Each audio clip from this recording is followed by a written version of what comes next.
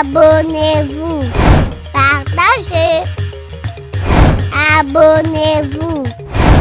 Abonnez-vous. Abonnez-vous. Partagez. Partagez. Vous savez, notre Afrique ici, jadis, on ne savait pas où se trouve la Belgique. On ne savait pas où se trouve l'Allemagne. On était chez nous ici, bien tranquille. Mais attendez, quand je dis bien tranquille, c'est une manière de parler. Avant que les Européens arrivent, nous avions aussi nos problèmes. Il y avait des guerres intertribales, il y avait des croyances qui ne peuvent pas se justifier, il y avait des choses qui bien, mais il y avait d'autres choses qui n'étaient pas bien. Alors si vous me demandez aujourd'hui, puis dis-nous un peu qu'est-ce qui n'était pas bien avant que les Blancs n'arrivent. Eh bien, je peux vous amener au Bénin. Je prends l'exemple du Bénin, alors que même chez nous, on peut trouver des situations comme ça. Vous allez visiter le palais de l'ancien roi du Bénin et on vous montre une case. On vous dit, c'est la tombe du chef. Mais en face de cette case-là, on vous montre une autre case. On vous dit, c'est la case des femmes du chef. Ça veut dire que le jour où le roi là est décédé, il fallait l'enterrer. On l'a enterré avec une dizaine de ses femmes vivantes. Ça se faisait dans le temps. On pensait que le roi là où il va, il ne doit pas être célibataire. Il a besoin des gens pour les servir. Il a besoin de ses femmes. Et on tuait les femmes avec. Quand on vous montre le trône du roi de Bénin, eh bien, le trône est sur quatre crânes des chefs qu'il avait tués dans les environs. Et en mettant son siège sur 4 crânes, c'est comme s'il assurait sa puissance. Ça, c'est l'Afrique précoloniale. Ça, c'est au Bénin. Mais allons dans l'exemple du Congo, au Katanga, d'où je viens, vous avez un empire qu'on appelle les Bayeke. Les Yeke avaient un grand empereur qu'on appelait Msiri. Il était venu de la Tanzanie et il s'est installé du côté de Bunkeya. Mais cet homme-là, vous arrivez chez lui, vous trouvez une grande palissade. Mais sur chaque poteau du palissade, eh bien, il y avait un crâne humain. Sur chaque. Donc il y avait une tête partout pour montrer qu'il avait vaincu. Donc dès qu'il a vaincu une tribu, on tranchait les têtes et on mettait les têtes. Vous arrivez des têtes partout et ça lui assurait sa puissance. Ça, c'est l'Afrique précoloniale. N'oubliez pas non plus que dans l'Afrique précoloniale, quand on avait un deuil, quelqu'un qui est mort, mais aujourd'hui, quand quelqu'un meurt, et que vous voulez savoir de quoi il est mort, vous allez demander au docteur. Le docteur va vous dire, nous allons faire une autopsie. On fait l'autopsie, on vous dit, il est mort d'eux. Mais jadis, quelqu'un qui meurt, on allait regarder dans la famille. Ah, le sorcier, il est là. Oh, c'est son grand-père, etc. Toutes ces choses, c'est quand même l'Afrique précoloniale.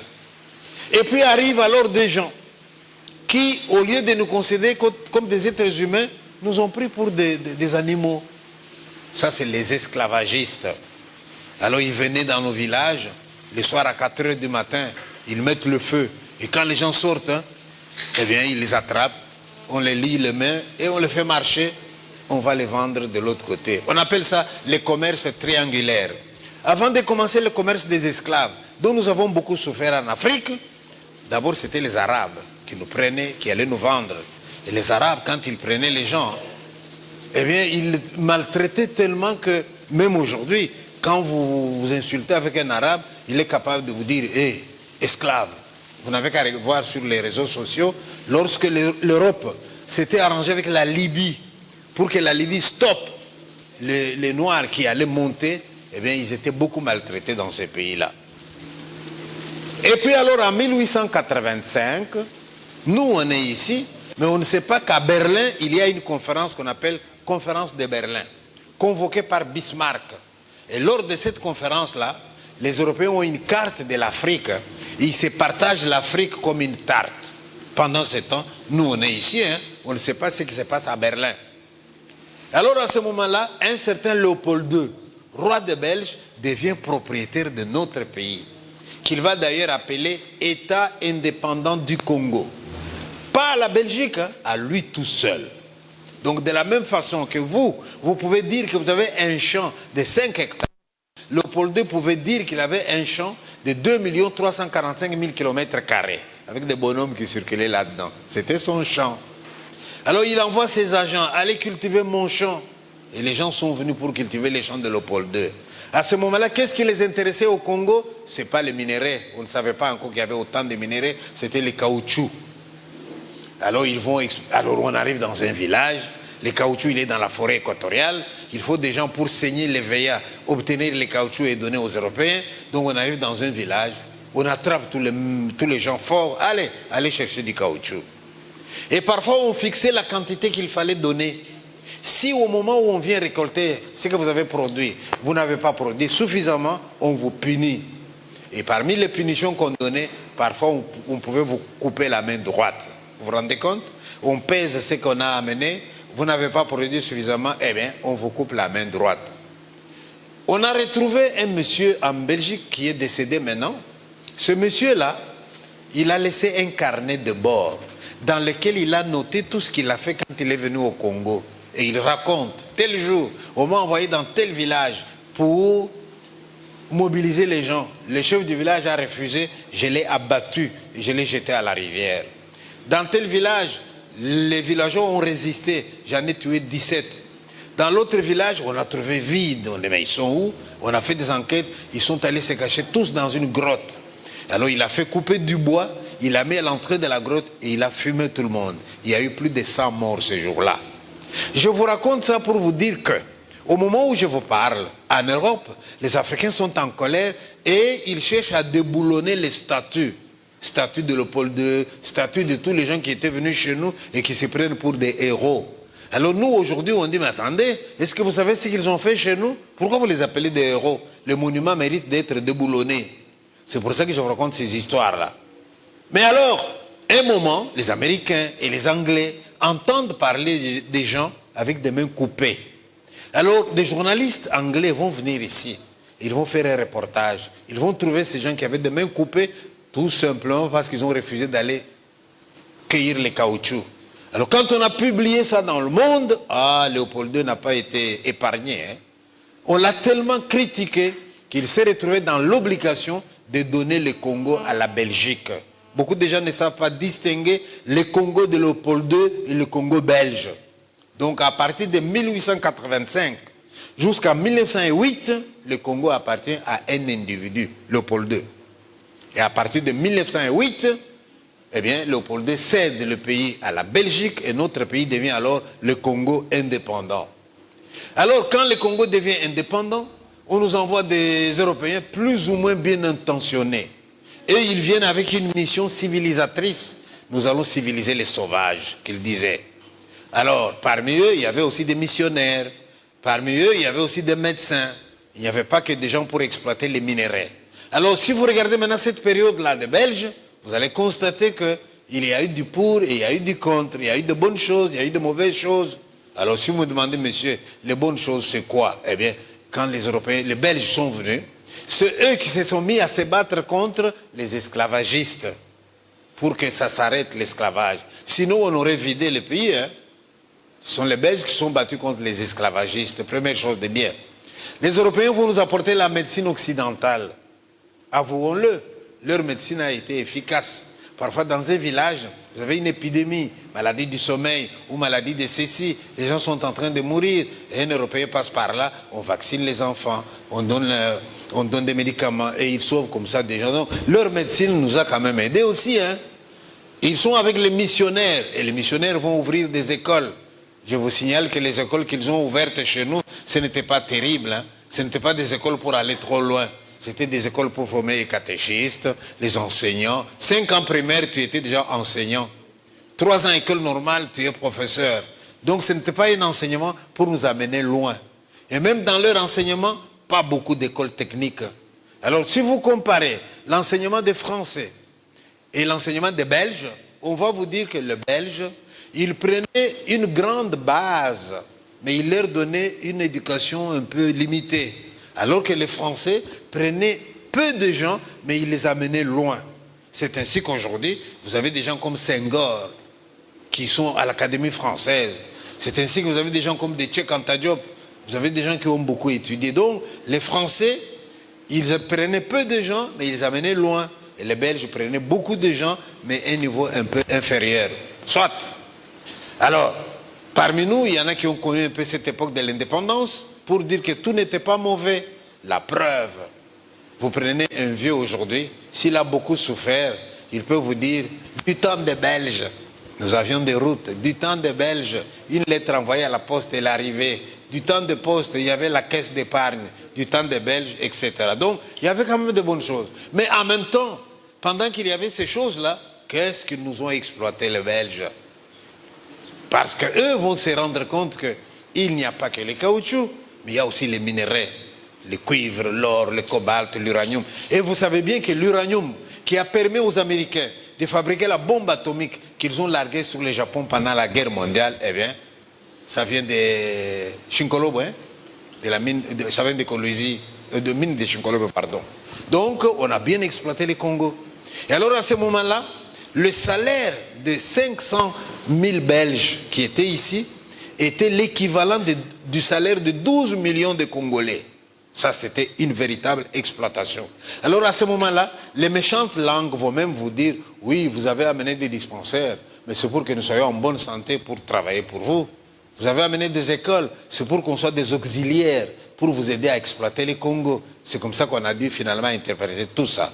Bon, mais ce que je voudrais vous dire maintenant, c'est que quand il a fallu exploiter les minéraux au Katanga, il fallait des hommes forts pour faire le travail. Et les hommes forts, vous savez où on les a trouvés? Eh bien, au Kasaï. Je ne dis pas que les Katangais sont des fainéants, ça je ne dis pas. Ne me faites pas dire ce que je n'ai pas dit. Mais quand vous arrivez au Katanga, vous arrivez dans un village, vous voulez des gens pour travailler dans la mine. À ce moment-là, tout le monde ne sait pas ce que c'est que la mine. Vous descendez 1500 mètres là en dessous, hein. Vous creusez, vous creusez. Si vous n'avez pas respecté les normes de sécurité, vous avez des éboulements qui écrasent et les gens meurent. Ou alors une forte pluie à l'extérieur, vous avez une coulée de boue qui entre dedans, qui ensevelit des gens comme des rats. Alors les premiers Africains qui entrent dans la mine et qui voient que la mine est dangereuse, dès qu'ils sortent, ils vont se cacher. Alors les Belges vont chercher des travailleurs ailleurs et ils vont les trouver ici chez nous.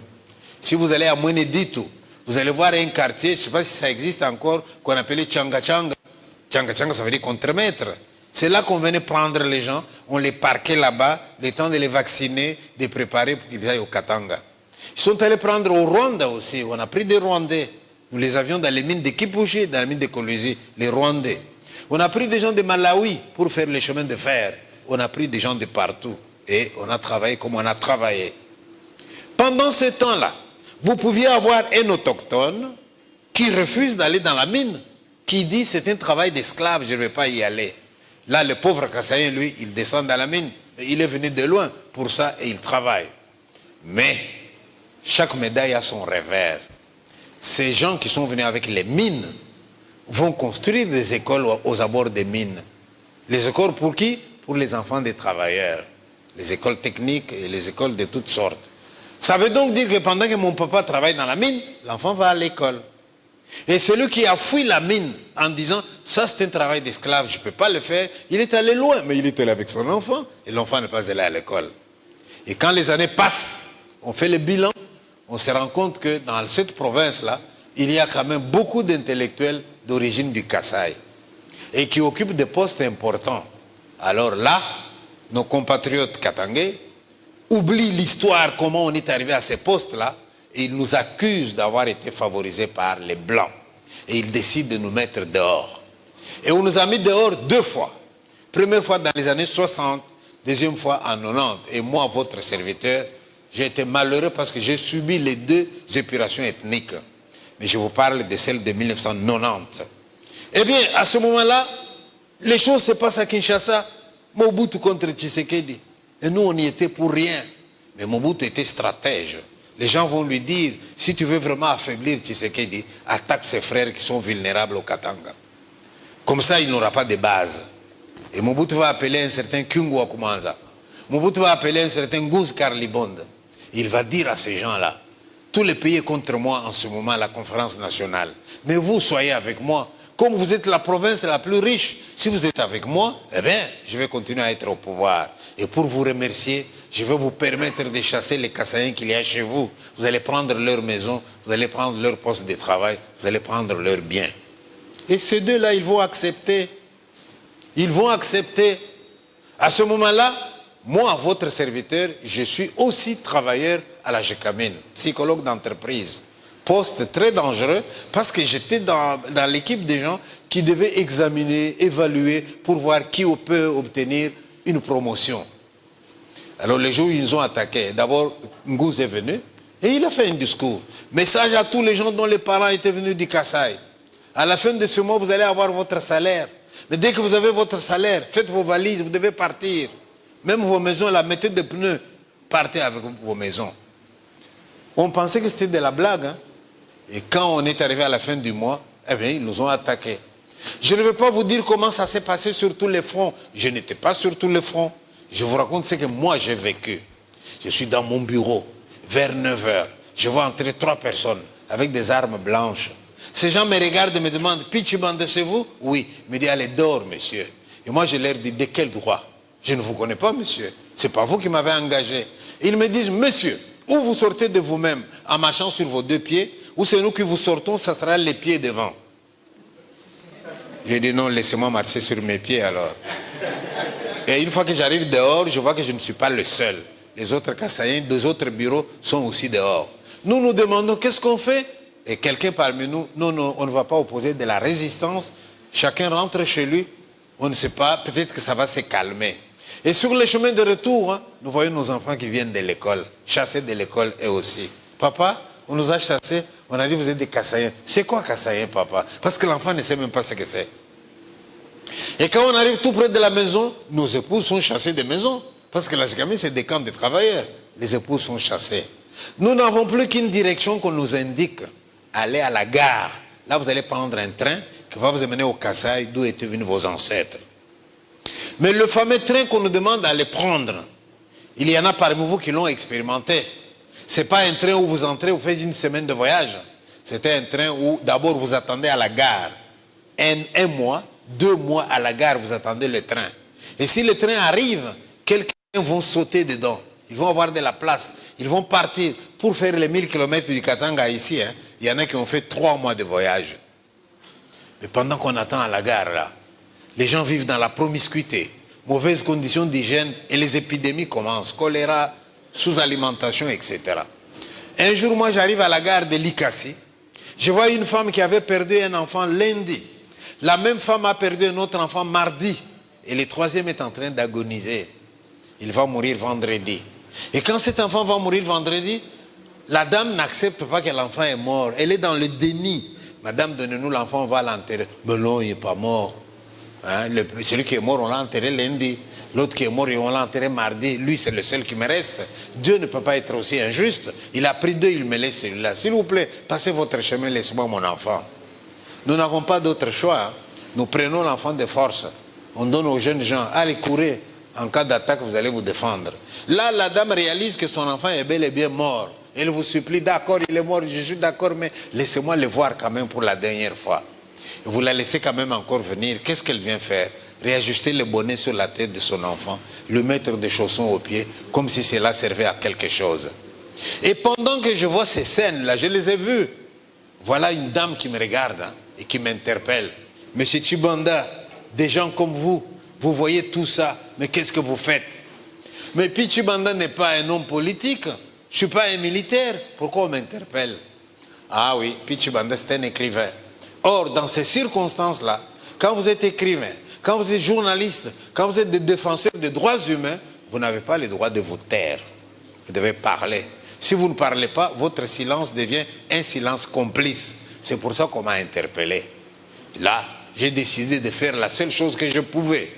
J'ai pris ma caméra et j'ai pris des images et j'ai fait un montage vidéo. J'ai écrit et j'ai eu le toupet de rentrer dans la ville de Lubumbashi. Je l'ai fait et j'ai lancé une invitation à tous les missionnaires qu'il y avait au Katanga. Les Salésiens, les Jésuites, les Franciscains. Et ils sont venus quelque part dans une salle. Et je leur ai dit, vous êtes des bergers, moi je suis le mouton. Mais nous avons inversé, c'est moi qui vous invite aujourd'hui. Vous savez pourquoi je vous invite? Parce qu'à la gare de Likasi, hein, il meurt plus de 40 personnes chaque jour. Parce que sur la route, hein, ceux qui partent là, ils enterrent les gens tout le temps sur la voie ferrée. Alors je ne voudrais pas que vous puissiez dire que vous ne saviez pas. Voici ce qui se passe et j'ai montré les images.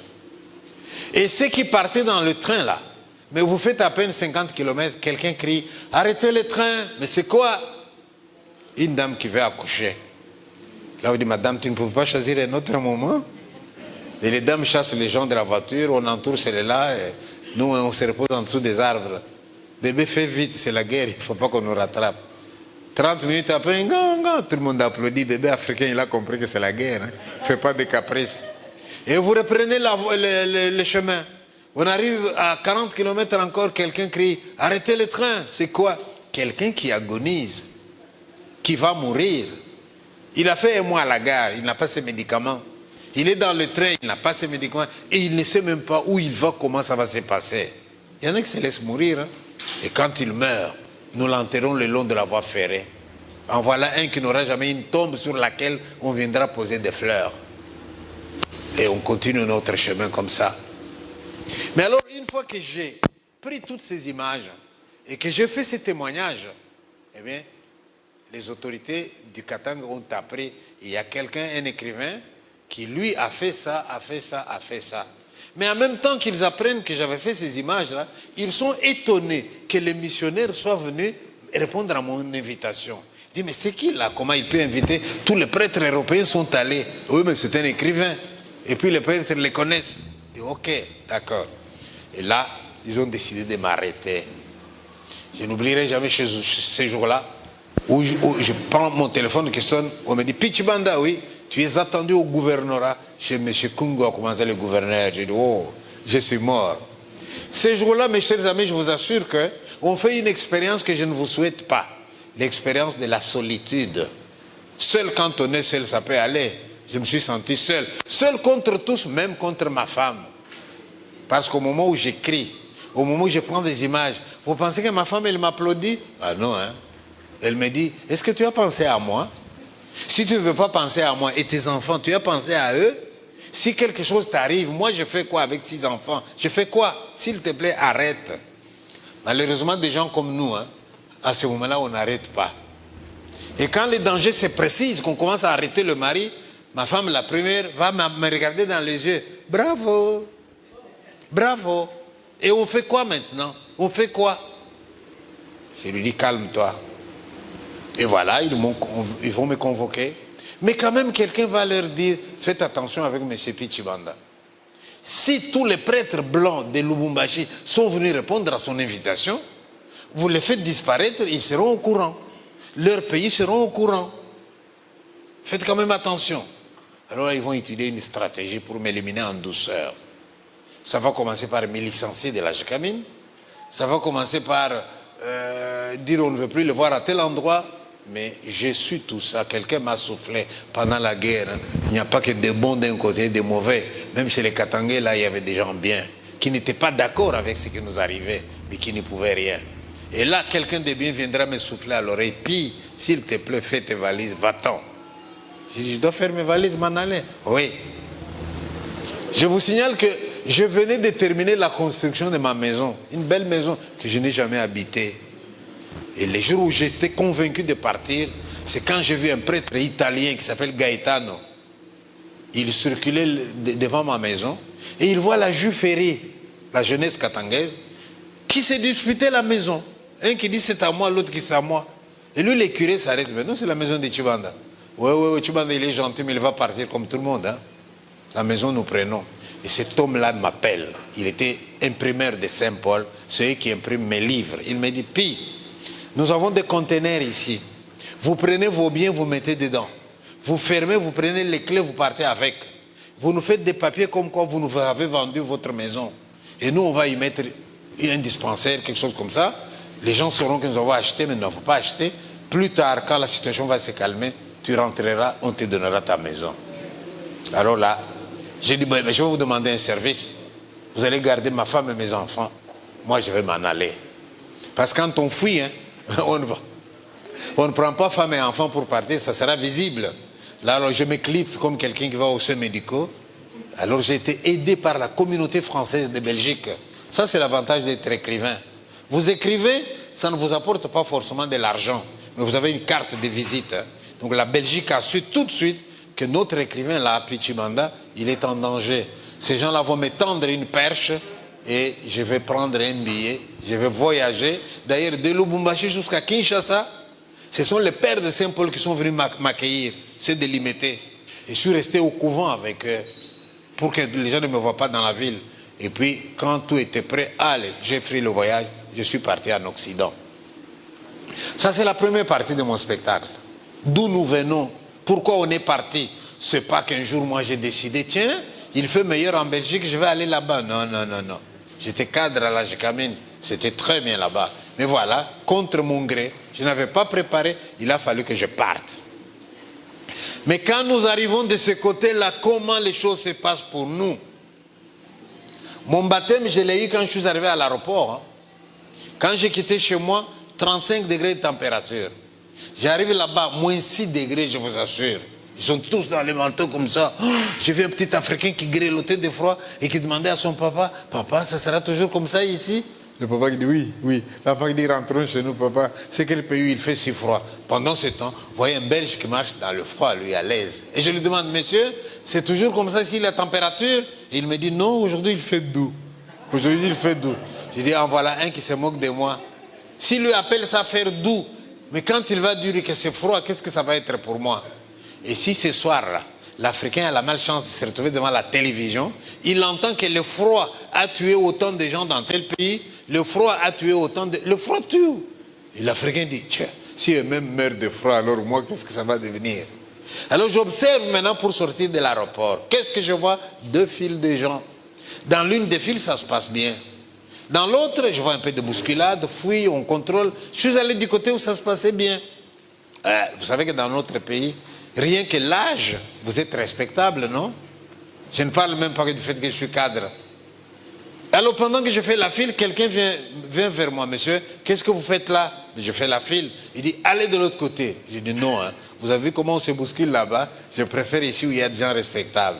Et lui, il me dit, monsieur, vous vous êtes regardé? Et là, je me regarde. Pour la première fois, je découvre que je suis noir. Moi, je ne sais pas si vous savez que vous êtes des noirs. Hein? Chacun d'entre nous, il a un nom, un prénom. Mais savoir que je suis un noir. Ne vous en faites pas. Les blancs, quand ils viennent ici, parfois, ils se plaignent. Ils passent dans la rue, un enfant crie Muzungu. Il dit Muzungu, ça veut dire quoi? Blanc. Ah oui, c'est vrai, je suis Muzungu. Donc, quand on arrive dans un autre pays, on ne sait pas qu'on est un homme de couleur.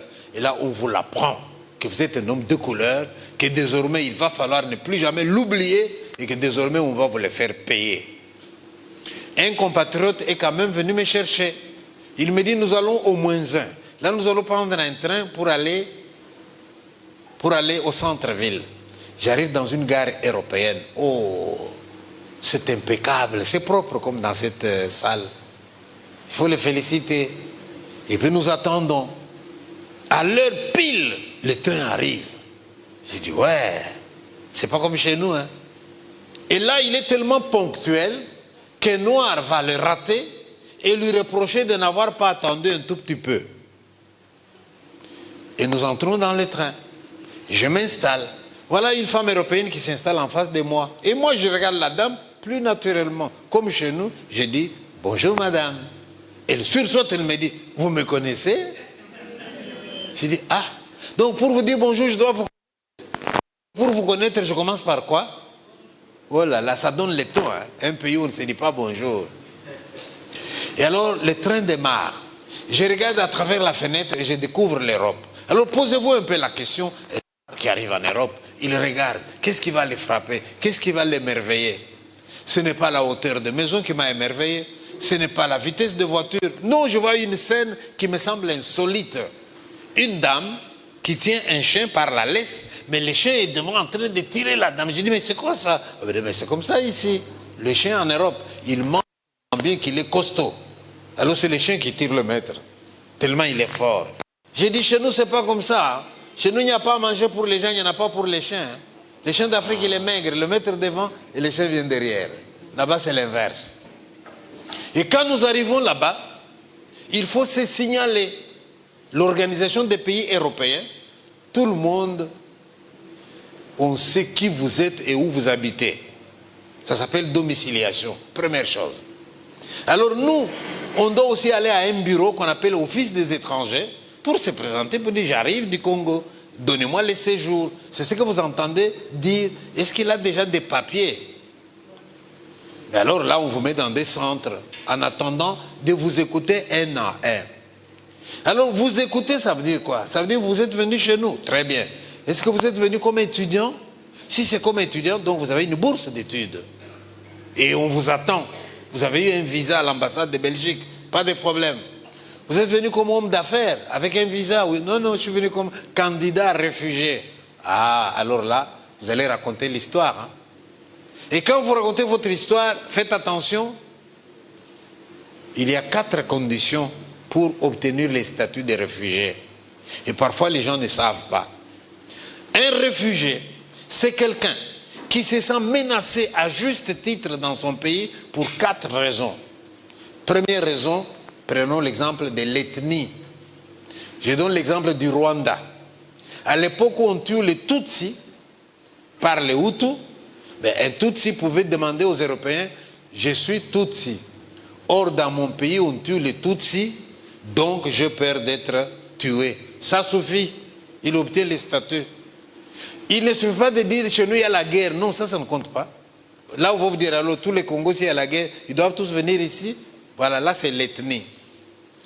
Ou alors vous dites, voilà, moi je suis Moulouba du Kasaï. Je suis né au Katanga, j'habite le Katanga. Et voilà, un jour, les Katangais ont décidé, allez, tous les Balouba dehors. Là, ça peut jouer. Mais ils peuvent même vous demander, oui, mais quand on vous dit tous les Balouba dehors, on vous a dit tous les Balouba venaient en Belgique, pourquoi vous n'êtes pas allé chez vous au Kasaï? À vous de trouver les arguments. Est-ce que vous avez été visé individuellement comme moi? Là, ça peut marcher. Donc, raison ethnique. Deuxième raison, raison religieuse. Vous avez un pays musulman où on tue les chrétiens. Eh bien, c'est valable. Je suis chrétien. Or, dans mon pays, les musulmans tuent tous les chrétiens. Alors, j'ai peur d'être tué. Religion. Ou alors politique. Souvenez-vous de l'époque où il y avait des terminators à Kinshasa. Dès que vous soulevez la tête, je suis d'épaisse, on tape dessus. Eh bien, vous faites partie des mouvements d'opposition qui est beaucoup réprimé par le pouvoir. Ça pouvait jouer. Ou alors l'appartenance à un groupe philosophique qui dérange le pouvoir. Oui, 4 raisons. Mais si vous n'êtes pas dans ces mouvements, dans ces 4 raisons-là, vous n'obtenez pas les papiers. Hein. Mais les Belges sont gentils. Ils vont quand même vous laisser vous reposer. Ils vont vous dire, voilà, provisoirement, vous avez ces papiers-là. Et vous restez 1 an. Vous mangez bien. Hein. 2 ans, vous mangez bien. 5 ans après, on vous convoque ordre de quitter le territoire. Donc ils vont très lentement avec leurs enquêtes. Et vous voyez quelqu'un qui pleure, mais ça fait 5 ans que je suis là. Eh oui, monsieur. Mais moi, comme mon dossier, et comme je viens de vous le raconter, là, il n'y avait aucun doute possible. Alors, ces gens-là m'accordent les papiers. Mais quand on vous accorde les papiers, il y a une autre étape de difficulté qui va commencer. Avant qu'on me donne les papiers, je suis dans un centre d'accueil. Mais quand on me donne les papiers, je dois maintenant quitter le centre et aller dans la ville, dans un village, trouver les Européens et leur dire « je viens habiter chez vous ». On n'est pas les bienvenus. Hein? On n'est pas les bienvenus. Hein? Et à quoi est-ce que vous allez le voir? C'est lorsque vous allez lire dans le journal et vous voyez une annonce pour louer la maison. Et je sonne « bonjour monsieur, vous avez une maison à louer ?» Oui, d'ailleurs c'est écrit dans les journaux. Je peux venir visiter? Oui. Quand ça? Samedi 15h. Samedi 15h, je me présente. Il ouvre la porte, il regarde, c'était noir, paf, il claque la porte. Mais moi, comme je suis fou, j'ai sonné encore. Et le monsieur, il rouvre la porte et dit, monsieur, vous n'avez pas compris? J'ai compris, monsieur. Il dit, mais pourquoi? Vous avez compris, mais pourquoi vous ressonnez? Je dis, mais je vais avoir une maison, monsieur. Il dit, non, je ne vous loge pas. Je lui demande, monsieur, tout ça parce que je suis noir? Ouais. Et je lui demande, monsieur, pourquoi vous nous refusez les maisons, nous les Africains? Il me dit, vous voulez que je vous le dise? Je dis, oui. C'est vous qui l'aurez voulu, n'est-ce pas? Oui. Et il commence. Vous les Noirs? Je dis, oui, ça commence bien. Il dit, dès qu'on loge un dans la maison, demain, il y en a 10 dedans. Ça, on nous reproche. Vous les Noirs, vous criez tout le temps. Vous ne savez pas parler normalement. Vous criez tout le temps. Ça dérange les gens. Et là-bas, vous avez des vieux de 80, 90 ans. Ils ne veulent pas entendre le moindre bruit. En Europe, hein, on a parfois des accidents, pas tout le temps, des accidents du genre, un homme qui se lève, qui prend un fusil et qui tire sur un enfant parce que l'enfant a fait du bruit dans son jardin. Donc on vous dit, vous faites trop de bruit. Et puis après, on peut vous dire que votre nourriture ne sent pas bon. Quand vous avez préparé les bitoyos qui sentent jusqu'à l'autre avenue, ça, ils n'aiment pas beaucoup. Donc ils ont toutes les raisons pour nous dire, etc. Or, eux aussi, ils ont parfois des nourritures qui sentent très mauvais. En Belgique, il y a un fromage qu'on appelle le fromage de Herve. Il sent très mauvais. Moi, je dis, ah, notre nourriture sent mauvais et votre fromage, là, il sent bon. Et quand c'est leur fromage qui sent mauvais, ils disent, il a du caractère, hein, notre fromage. Mais alors, finalement, un Européen de bonne volonté, heureusement, ça existe. Soit c'est un homme bon, soit il avait été en Afrique, il a gardé de bons souvenirs. Il me dira, monsieur, si tu vois encore une maison à louer, n'appelle pas, laisse-moi appeler à ta place. Parce qu'il a une technique, lui. J'ai dit, voilà, appelez-la. Il appelle, allô, monsieur, oui, vous avez une maison à louer? L'autre dit, oui. Comme ça, il ne dira plus non après. Vous acceptez les étrangers? Ça dépend de quel pays. Du Congo, surtout pas ceux-là. Et lui dit, c'est pas un Congolais comme les autres. Je dis, mais je suis comme les autres, pourquoi tu dis ça? Finalement, on va lui demander s'il me connaît. Finalement, on va lui demander s'il veut se porter garant.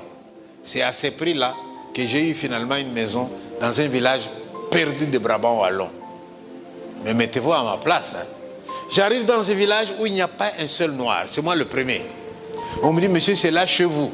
Vous entrez chez vous. Hein. Il fait tellement froid dehors. Vous êtes dans la maison, là, vous dites, mais je suis quoi là-dedans? Ma femme n'est pas avec moi. Mes enfants ne sont pas avec moi. Vous vous sentez seul. En Europe, vous pouvez aller sur la rue comme ça. Hein. Vous voulez même demander un renseignement, mais il n'y a personne sur la rue. Personne. C'est normal s'il fait moins 10 degrés. Qu'est-ce que quelqu'un sera dans la rue? Alors là, je me sens seul. C'est là que je commence à être fou. Et pour montrer que j'étais fou, moi je croyais que je suis normal. J'ai pris ma chaise. Je suis allé dehors en dessous d'un arbre et je me suis installé. Avec l'espoir que les Européens qui me verraient viendraient me dire bonjour, me souhaiter la bienvenue. Et j'ai attendu. 5 minutes en dessous de l'arbre, personne n'est venu. Un quart d'heure, personne. Je suis rentré dans la maison. Et j'ai téléphoné au Congo pour parler avec ma femme et mes enfants. Et là, c'est mon fils de 14 ans qui va me poser une question qui va changer ma vie. Mon fils me dit, papa, comment tu vas? Il dit, je vais bien. Mais si tu allais bien, pourquoi maman pleure tout le temps ici? Nous avons demandé à maman, maman, pourquoi tu pleures? Elle nous dit, je pleure parce que je pense à votre papa qui est tout seul en Belgique. Et mon fils qui me dit, comment peux-tu dire que tu es tout seul? Est-ce qu'il n'y a pas de gens dans le village où tu habites? Vous voyez, c'est un enfant, il est innocent. Hein? Alors ça m'a donné une idée. Je me suis rappelé du proverbe de chez nous qui dit, c'est celui qui a froid qui va vers le feu pour se réchauffer. Je me dis, qui a froid? C'est moi. Qui a le feu? C'est les Européens. J'ai dit, je vais faire une expérience. Et j'ai pris mon vélo. Je suis allé dans le village et j'ai pris une rue au hasard. Je me suis arrêté devant une maison. J'ai sonné. Un Européen a ouvert. Il m'a regardé. Je l'ai regardé. J'ai fait comme on fait ici chez nous. Bonjour, monsieur. Et lui, il a fait comme on fait là-bas. Qu'est-ce qu'il y a, monsieur? Qu'est-ce que vous voulez? Et moi, je lui dis, je m'appelle Pichibanda, je viens du Congo. J'habite le village. Je vais vous le dire. Comme ça, vous savez que je suis là. Le type, il me dit, vous avez quelque chose à vendre? J'ai dit non. Vous voulez quelque chose? J'ai dit non, mais quoi? Ben, je suis là, je me présente. Je vois encore sa tête. Hein. Comme quelqu'un qui s'est dit, ce sont des fous. J'en ai déjà entendu parler, là j'en ai un devant moi. Et pendant qu'il se pose des questions, je lui dis au revoir monsieur, je suis parti. J'arrive chez le deuxième, je fais la même chose. Mais voilà que le deuxième, pendant que je lui parle, il a l'air un peu attentif, avec un petit sourire. Et quand j'ai fini de me présenter, le deuxième là, il me demande, vous voulez entrer chez moi monsieur? Je dis non monsieur, peut-être un autre jour. Et le deuxième me dit, quand vous voudrez monsieur. Le troisième, c'était le curé du village, un homme de 80 ans. Voici ce que j'ai dit au curé. J'ai dit, monsieur le curé, je vous demande une faveur. Dimanche, je viendrai à la messe. Vous faites votre messe comme vous avez toujours fait. Mais quand vous avez fini, s'il vous plaît, avant de bénir les gens pour qu'ils partent, vous m'appelez là devant. Comme ça, vous me donnez la parole pendant 2 minutes. Je veux me présenter devant tout le monde. Comme ça, j'ai fini en une séance. Ça va m'épargner de faire de porte en porte. Le curé me dit, mais monsieur, ça on ne fait pas ici. Et moi, je lui réponds, mais puisque je n'étais pas encore là. Alors dimanche, je vois les Européens qui viennent à la messe. Et désormais, je dis aux Européens, faites attention à ce que vous chantez. Et qu'est-ce qu'ils ont chanté ces jours-là? Un chant dans lequel on disait, laisserons-nous à notre table un peu de place à l'étranger? Trouvera-t-il quand il viendra un peu de pain et d'amitié? Tout le monde reprend les refrains. Ne laissons pas mourir la terre, ne laissons pas s'éteindre le feu. J'entends ça, je dis, ouais, c'est bien. C'est pas tombé dans les oreilles d'un sourd, hein? Et quand je prends la parole, je leur dis, excusez-moi de vous déranger. C'est vous qui m'avez encouragé. L'étranger dont il a été question dans votre champ n'était pas loin. Et voici, je suis là. Y a-t-il un peu de place à votre table pour moi? Trouverai-je à votre table un peu de paix et d'amitié? Ou est-ce que vous allez laisser mourir la terre? Je me présente brièvement et qu'est-ce que j'entends? Des applaudissements. Ils m'ont applaudi. Après la messe, ils sont tous venus autour de moi. Monsieur, votre femme, vos enfants, pourquoi sont-ils restés? Qu'est-ce qu'on peut faire pour vous aider? Je dis, ouais.